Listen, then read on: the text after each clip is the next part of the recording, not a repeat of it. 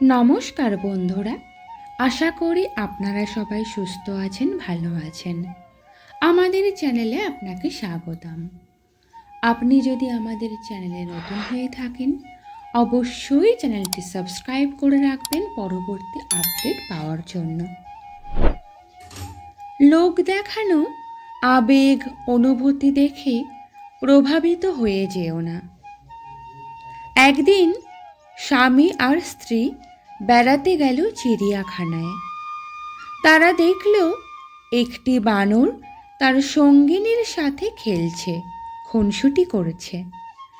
স্ত্রী দৃশ্যটা দেখে মুগ্ধ হয়ে স্বামীকে বলল, কি চমৎকার ভালোবাসার দৃশ্য, তাই না?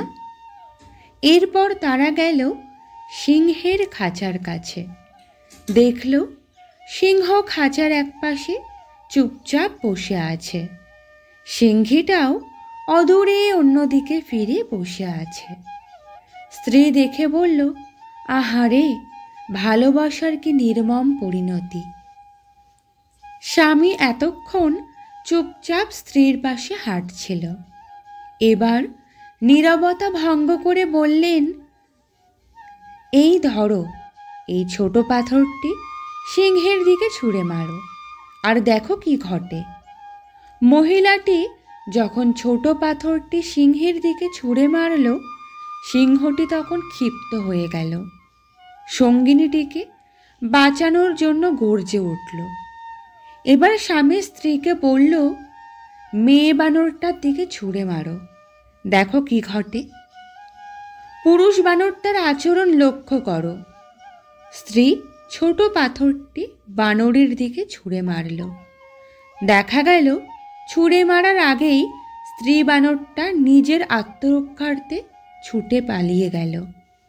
সঙ্গিনীর দিকে একবার ফিরেও তাকালো না। স্বামী বলল, মানুষ তোমার সামনে যা প্রকাশ করে তা দেখে প্রভাবিত হয়ে যেও না। অনেক মানুষ আছে যারা তাদের বানোয়াট লোক দেখানো আবেগ অনুভূতি প্রকাশ করে অন্যকে প্রভাবিত করে। আবার অনেক মানুষ আছে যারা তাদের ভেতরে গভীর অনুরাগ ভালোবাসা লুকিয়ে রাখে।